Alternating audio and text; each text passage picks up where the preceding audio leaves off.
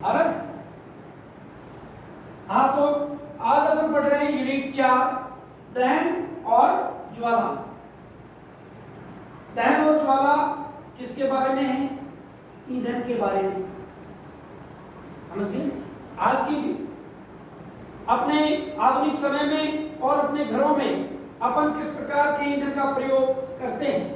अभी अपन LPG gas का प्रयोग हर घर में होता है, लेकिन पुराने जमाने के अंदर अपन गोबर के द्वारा, लकड़ी के द्वारा ईंधन का प्रयोग करते थे और चूल्हा जलाते थे। आज के टाइम में गोबर, लकड़ी के अलावा कोयला, कास्ट कोयला, पेट्रोल और डीजल,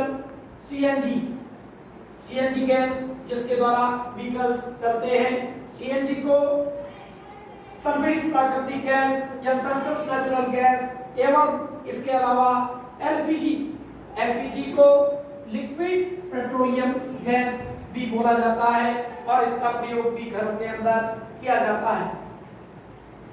इनके द्वारा व्हीकल के अलावा और कल कारखानों के अंदर भी सीएनजी का प्रयोग किया जाता है। एक्सरसाइज आगे बढ़ते हैं। एक्सरसाइज 4.1 दहन क्या है और किस प्रकार से होता है?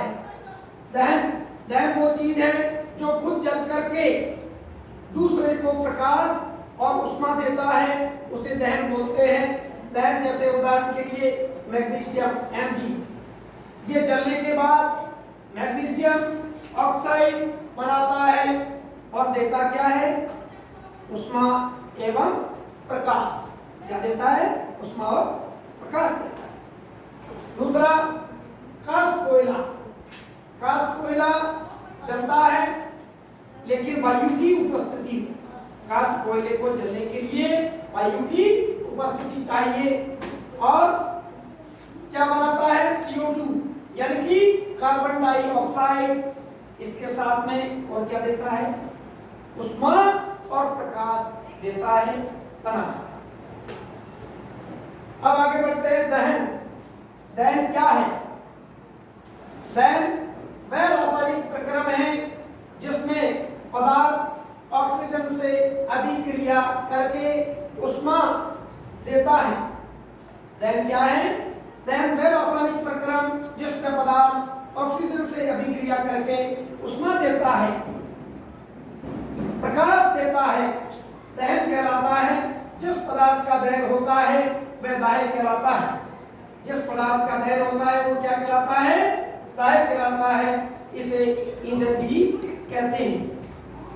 और दहन और ईंधन 3 प्रकार के होते हैं। ईंधन कितने प्रकार के होते हैं? ये ठोस, द्रव और गैस, ये 3 प्रकार के होते हैं। तो ये था दहन और ज्वाला का डिस्क्रिप्शन, आज का अध्याय। इसमें और भी कई चीजें हैं, वो अपन आगे बढ़ेंगे। लेकिन विज्ञान, सुव्यवस्थित ज्ञान को प्राप्त करने के लिए अपने को स्टेप बाय स्टेप आगे बढ़ना होगा।